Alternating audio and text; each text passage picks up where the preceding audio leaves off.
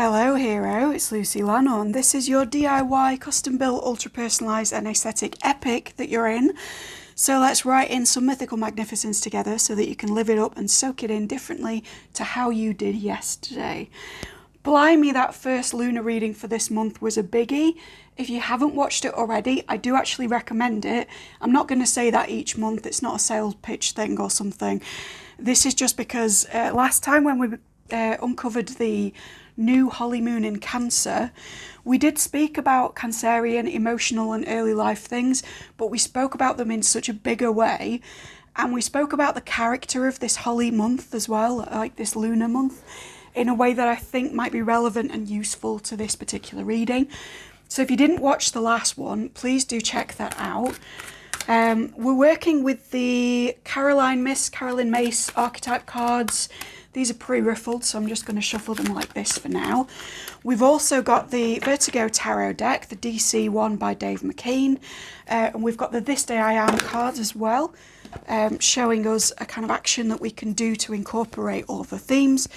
And then some cards from my 50/50 DIY love deck, which may or may not be about love, depending on what you came for. This is a general reading for lots of people, so I will adapt circumstantially to sort of include everybody, and the energies of the time period hopefully will remain cohesive and remain the same as they did last time, right? There were lots of different things going on for different folk, but the kind of core message was the same. When I say 50/50 deck, this is because this is designed for just as many negative messages as there are positive messages. So do bear that in mind when you're watching. These two want to come out together. And kind of don't take it as like somebody's message to you or as a negative reflection of your current circumstance or anything like that. This is just extra info for me to be able to interpret what it is that's going on. What else do I want to say about this? If you're seeing this as a timeless reading, that's absolutely fine. You can take it as is. But if you're seeing it sort of within a couple of days of upload, it will reflect this Scorpionic Holy Moon at the time that it's happening, this half moon. And also it will cover the phase sort of growing towards the full moon as we pass through the next few days. So that's what this is designed for. Hope that wasn't too much of a backwards way of saying it, because frankly, I'm filming these together and I'm a little discombobulated from what happened in the new moon reading, and just how kind of big it was and how many themes for the collective were being carried forward in a big transformative way. I'm a little bit exhausted by it, if I'm honest, but I have cleansed and I will continue. Let's get your Vertigo Tarot and see what you can expect over the next few days. If I didn't say so, I do this 4 times a month, so if you do enjoy these lunar snapshots, please do subscribe and ding the dong so that you can be informed of when the premiere for each one is. I always release them to within half an hour of the moon phase exact, so that you're always kind of on the ball with what to expect literally at the moment that it's happening. But as I say, you can take these as timeless readings as well. That's okay too, boo. Yeah, I'm going to continue to shuffle.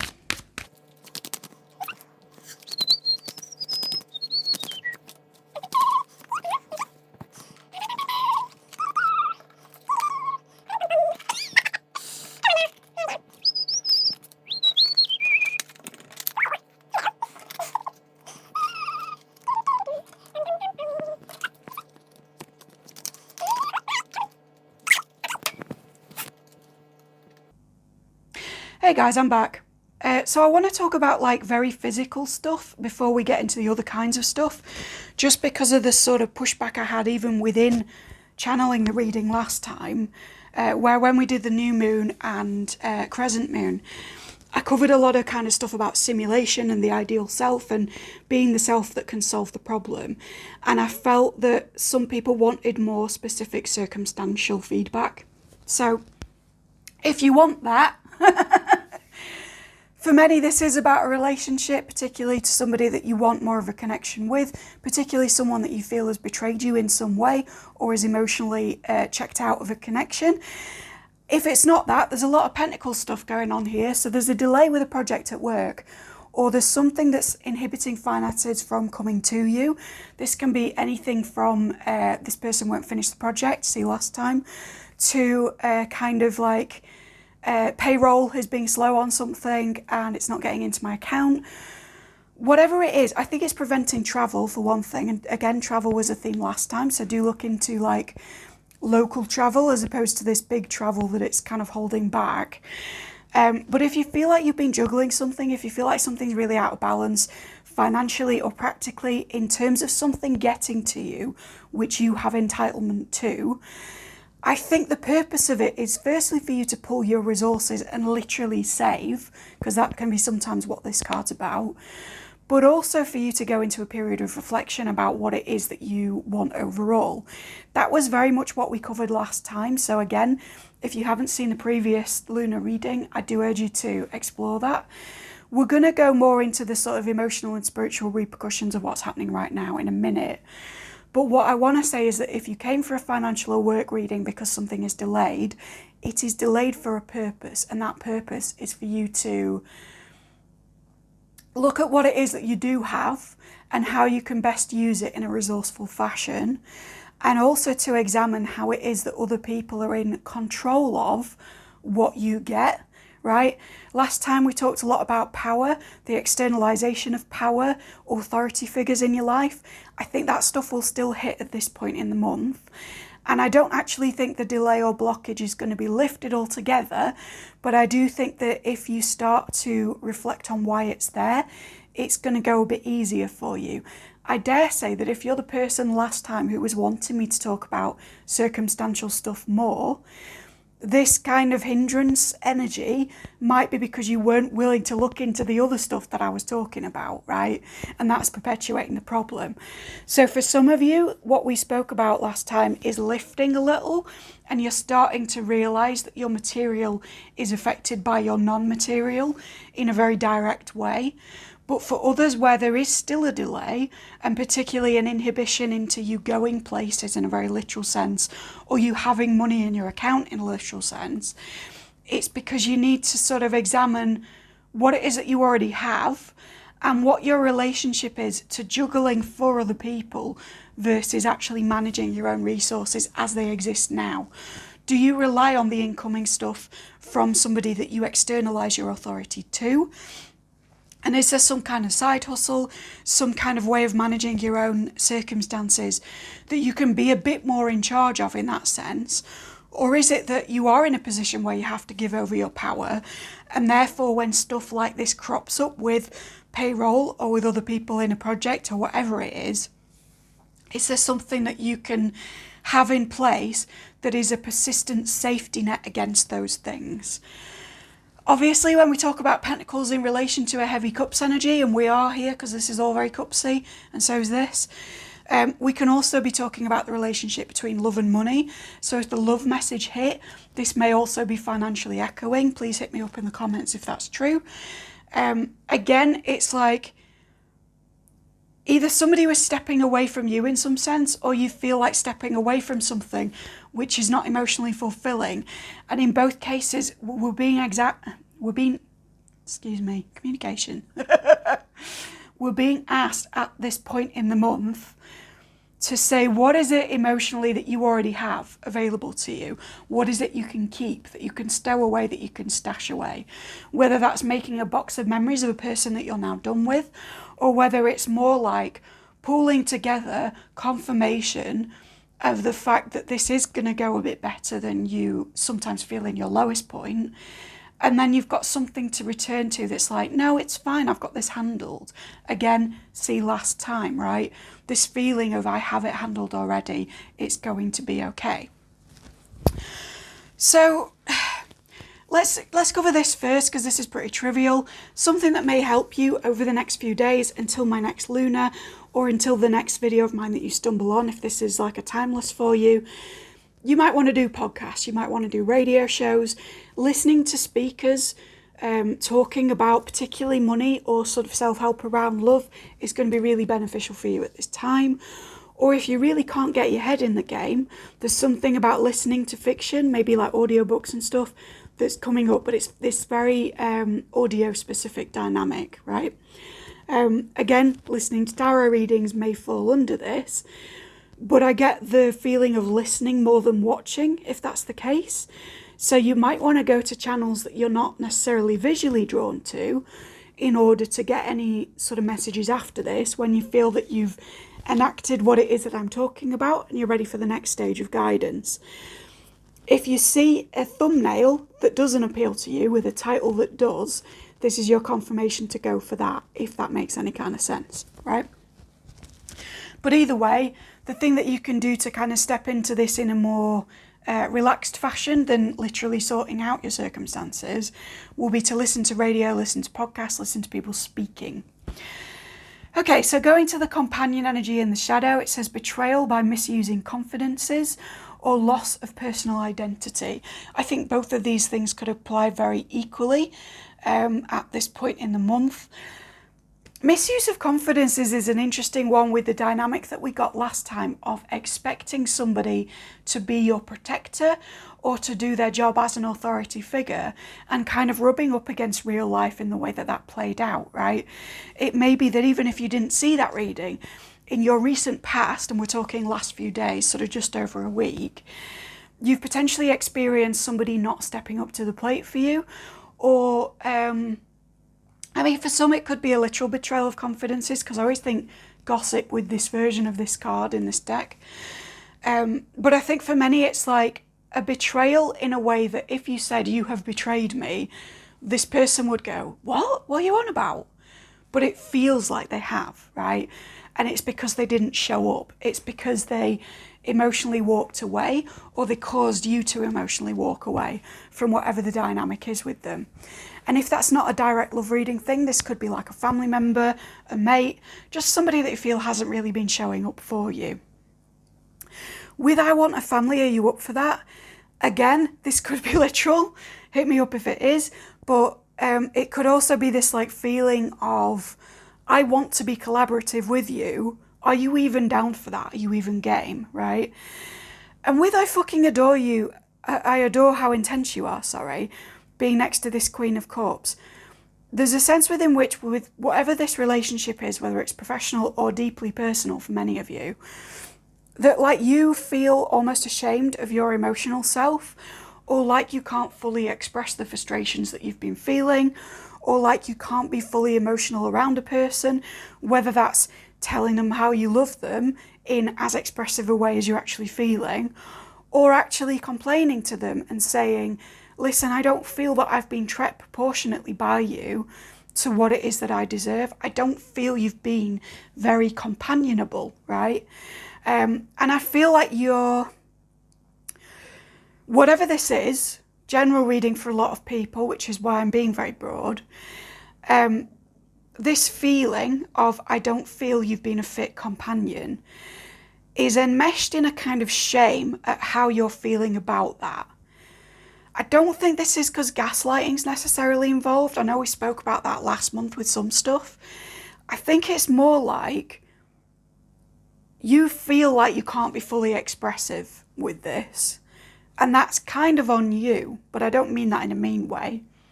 I just mean recognize where it is that you feel you can't step into your entirely expressive self, versus when someone is actively inhibiting you from emotional expression.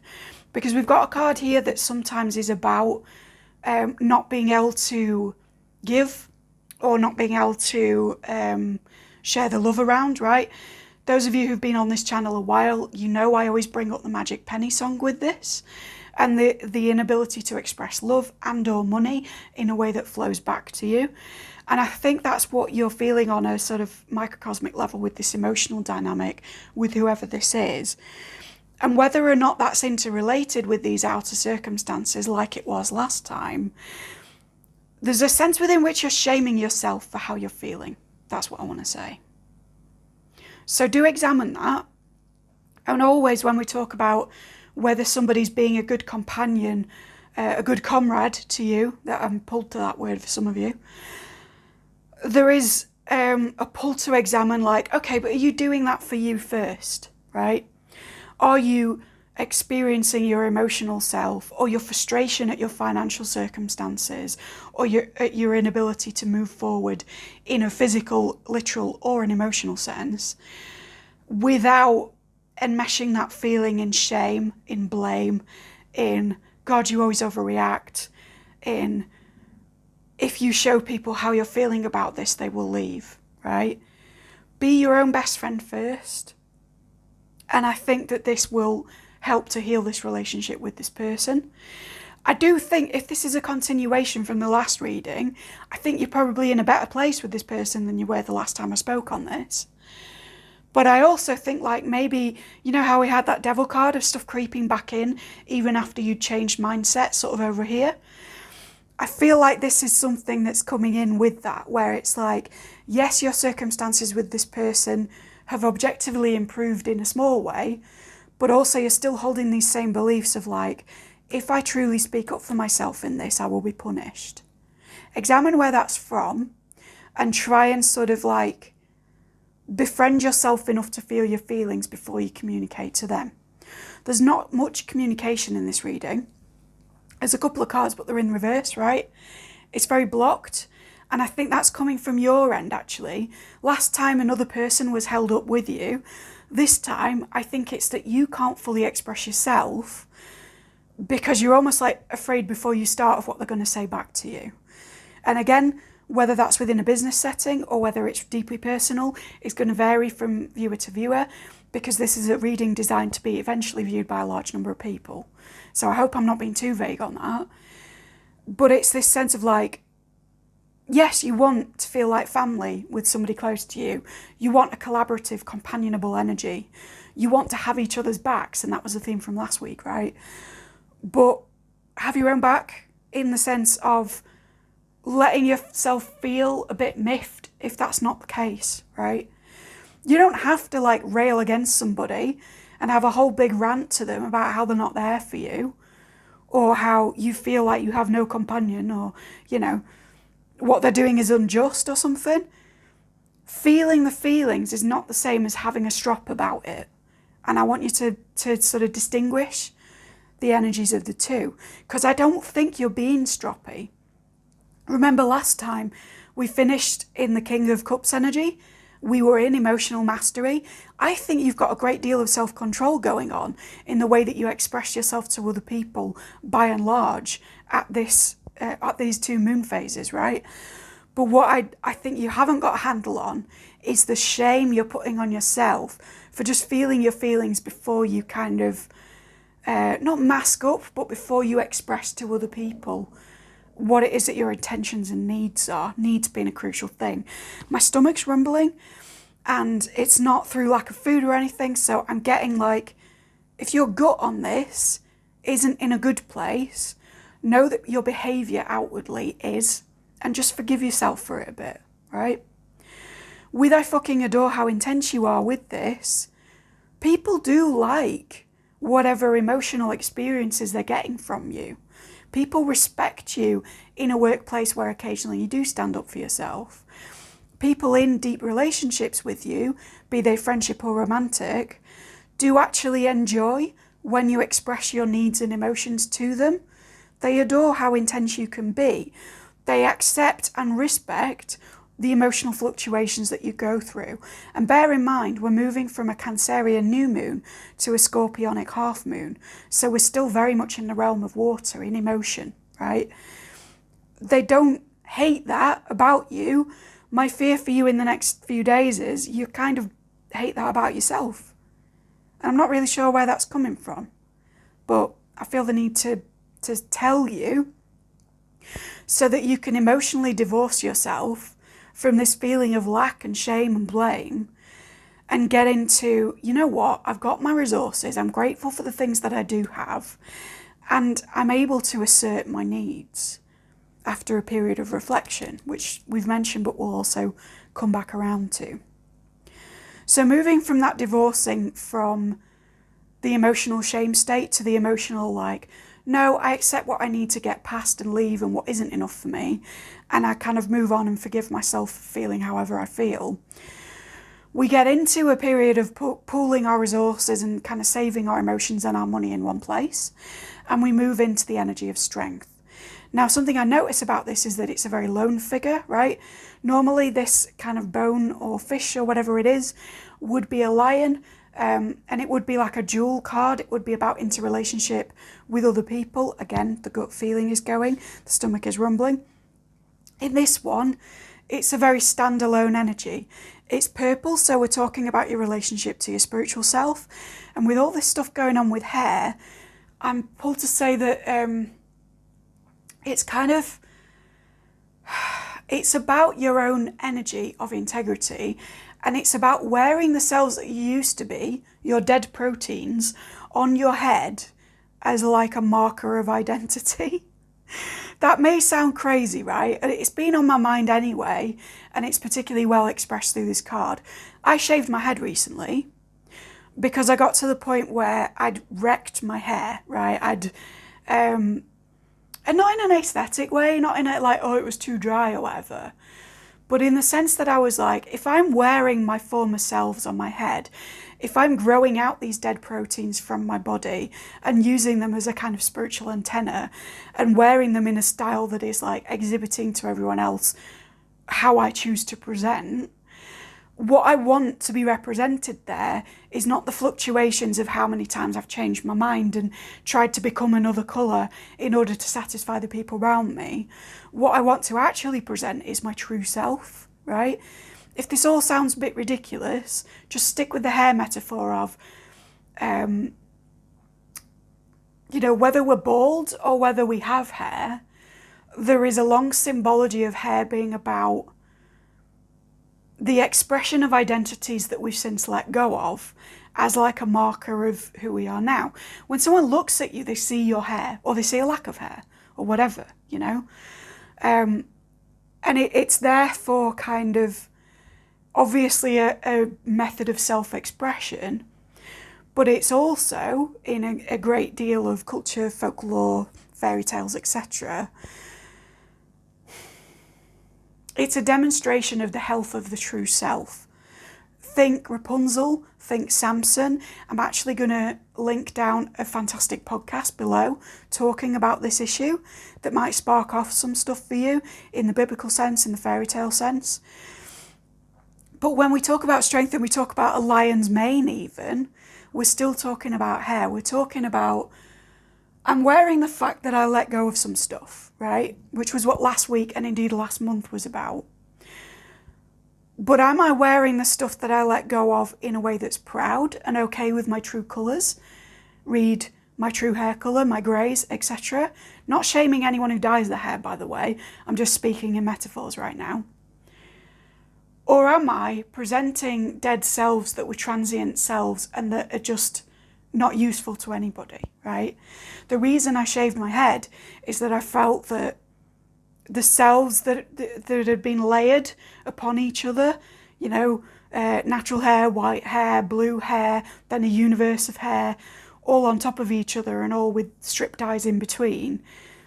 None of these were particularly who I am right now. And I needed to just go back to a blank canvas in a way and grow my hair out again, which I do every so often, in order to renew and in order to dedicate to a purpose. This is often why kind of religious figures might shave their head as they start, or you see it in the military, right? You lose the identity of the old self by literally shaving someone's head. And I think that whether or not you have any special relationship to hair or to a glow up or a makeover or anything in this time period, some of you might, let me know, you're certainly thinking about these ideas of who you are presenting as versus who you are, and which former selves you're willing to include in your overall presentation to the world, and which former selves you're like, you know what, that gets to go on the bonfire, or that gets to be buried and recycled. It's not something that's really relevant to me anymore, yeah? So it's about relevancy. It's about building up your core strength by saying, even if I don't know what's to come of my identity, of my spirituality, of my presenting self, I know what is expired in that sense. I know where the dead proteins are useful and where they're not useful. If indeed you are naturally bald or you have lost hair, I want you to examine where in your life that might actually be a symbol for having completely let go of something. And if you have a relationship to that, which fights against it and doesn't like being bald or doesn't like losing hair. And that's fair enough for many of you. I understand, you know, how debilitating a thing that can be. But I want you to look at it metaphysically as something the body is doing to feed back to you. And I want you to look at areas that you are resistant to letting go of. What is it about yourself that had a full head of hair that you're not okay with losing? That you feel you're losing strength by losing? Really, like, get to grips with it. Hair always feeds back to us, whether it's about our health or our kind of, you know, colour messaging through the true colours of our hair. And if you're laughing and saying, well, people are blonde or brown or black or whatever, like, yeah, but they all have meanings though. And there are undertones of all of those colours that are still readable, right? You can do an entire divination thing from someone's hair, from the placement of hair on their body. That is a discipline unto itself, believe it or not, right? The colours, the shapes, the distributions. If you truly believe in augury, my dude, and I think you do if you're on a tarot channel, then know that you can read absolutely anything. And in that sense, this strength card is telling me to read your hair. So let me know how that hits for you, right? Whether it does hit for you, whether it's more of a metaphorical and storytelling thing and you have identification with Rapunzel or with Samson or something like that, and that's useful to this, or whether it's literally your hair is taking on a new form, or you're doing something with your hair and you can kind of read that as something that is expressive of a larger thing. And if you're on the fence about whether to make a hair care decision, I want to say, think about it in those terms and you might come to your answer, you know? If you've been toying with whether to go natural or whether to move into a colour or whatever, okay, what do you need? What colour does your body, your spirituality need right now? Maybe that's the next fantasy colour you go with. Or if you want to be more in cohesion with your true self, your emotional self, your natural self as is, maybe it's time to start growing out that dye and just accept the way that the hair grows on your head. Or maybe, like I say, if you've recently lost hair, it's time to look at when you started losing it and what in your life you were also losing that you felt equal resistance and blockage around. Excuse me. Hiccups so I know I'm on the right track. I don't want anybody to be pissed with me in the comments about this, either in the sense that, like, how dare you spend so long talking about such a frivolous, non-spiritual thing. Firstly, my model is integrative, so I see the person as a holistic being. So I don't really believe that we, like, transcend how we physically present in order to become some spiritual guru that is way beyond the material. You've incarnated into a material form, my dude. If your physical vessel is feeding back to you, it's always good to pay attention, right? So I'm scratching that out of the way. But if instead you're sort of like, I don't think this is a thing, or I think it's a bit ridiculous, examine that. Yeah? Examine why it is you can come to a tarot reader, but not take the hair imagery of a strength card and read it like a book, and read yourself like a book. If you are suffering from alopecia, or you have a hair type that is not culturally appreciated, and you feel that I'm speaking from privilege on this, I do apologise, and that's not how I'm intending this. I just really want us to self-examine from every form of feedback that we can, right? And that's not just how people react to you. It's not just workplace stuff. It's literally how the hair on your head is growing. It's literally how your body is operating. Are you getting aches and pains? Are you seeing differently? Etc, etc. It's kind of my job. So again, as somebody who can grow a full head of hair, who can just shave their head and feel okay about that and not be ostracised, who does have a hair type that is by and large, you know, culturally celebrated or whatever, I don't want to alienate anybody when I talk about this stuff, but I do feel it's important to mention because that was what was coming through in the channeled bit. Moving forward into the Ten of Cups, your emotional and, I dare say, romantic fulfillment is fully within the realm, it's fully within your grasp in this moon phase sequence, right? You can have what it is that you want.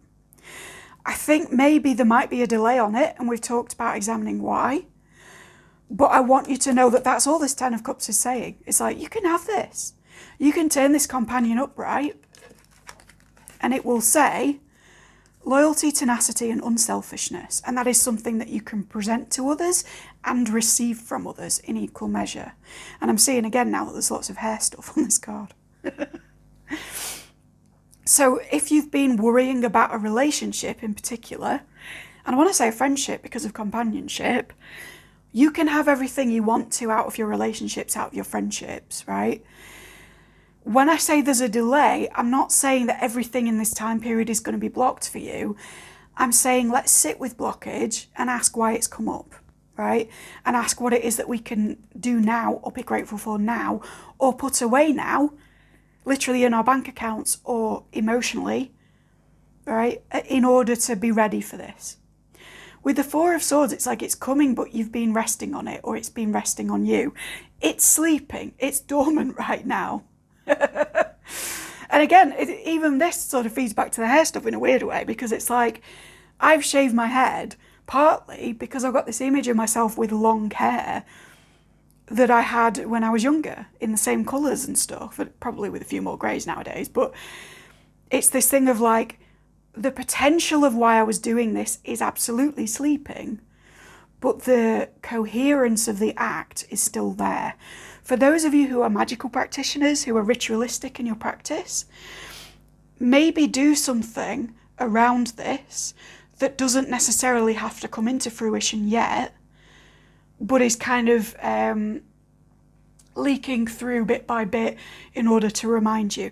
The example that's coming up in my head, other than the hair thing, if you feel drawn to that, is like a really common sort of every paradigm friendly, it was like a Wiccan trope at one point, of like doing a love spell by planting a plant from seed, representing a particular relationship and watering it every day, and sort of observing the flourishing of that particular plant and the care of it as being synonymous with the care and flourishing of a dynamic. So if you are manifesting a person, or if you're wanting to improve a friendship or friendships in general, if you're wanting to step out of misused confidences and into an environment where you can trust everybody that you're around, maybe that might actually be really useful exercise, even if it's like ritualistically simplistic for you at this point. Indeed, our beloved Althea, who is with us in almost every reading now, sort of started out in that kind of a way, where I bought a plant on a day that I wasn't looking to, when she was very, very small, and I was in an environment that things weren't going well. And as she's grown and flourished, so has my life in that respect, right? And it's been very useful. And bless her, isn't she wonderful? And I do get kind of private comments from some people on how they enjoy that Althea is in the readings now, right? So I don't know why she's called Althea, by the way. She just told me she was. That might be a thing. If you know the meaning of the name Althea, please comment down below. Yeah, it's this thing of like, if you can do something that is a bit more long term and may even be sort of in the underground stage now, right? The seed trying to break the soil, but not quite having broken it yet. If you can do something as a magical act that has that thing and then watch it flourish in a very gradual way, I think that will teach you magically and spiritually the patience to wait for the full flourishing of this. That's not to negate what I said last time about stepping into the self who has what you want. It's instead to say, for example, if you've got a dynamic with someone where they've maybe not been so companionable, but you feel very close to them and you want a reminder of the positive things between you and the closeness, maybe plant that plant and watch it grow. And each time you observe it and water it and fertilise it, maybe focus on good memories with this person, or enjoy the feeling that you already have, right? Existing resources of your love for them, is what I want to say. How much you adore them. How much they do feel like family sometimes. And again, broad reading, but if that isn't something you can attribute to a person, this is saying your manifestation would be represented by something very gradual at this time that will teach you bit by bit to check in with your desire, not as a future tense thing, but as a present tense of, gee, thank you for that time we went to the beach or went to the seafront, or thank you for that time that this project was going really well and we didn't even notice it because of how much we were enjoying ourselves, or whatever it is, right? We sort of covered this Queen, so I want to get into this Six of Swords reverse. As I said, in a practical sense, this can be holding back on travel, either because something outside of your control is like holding you back, keeping you at home. For some of you, I'm hearing like a sick child is like, not in a serious way, but maybe you're at home for some reason over a few days in a way where you sort of need to re-examine your relationship to your work life or something like that. And if it's not that you're being held back by something outside of you, I think this is like a nudge of like, no, spend some time not traveling. We got traveling last time. We got taking a walk, thinking about things, or indeed doing long distance travel. In these two moon phases, I instead want you to sort of go very internal, go back into your cave for a bit and be like, right, how do I save my money? How do I communicate with myself better and free of shame? How do I express my needs and sort of assert them to the people in my life? How do I focus on the positive aspects of a companionship that has been a bit fraught until now? And to reiterate from last time, how do I continue to live in the reality of my best self instead of the journey up to it in stages, right? And that may have to do with this strength.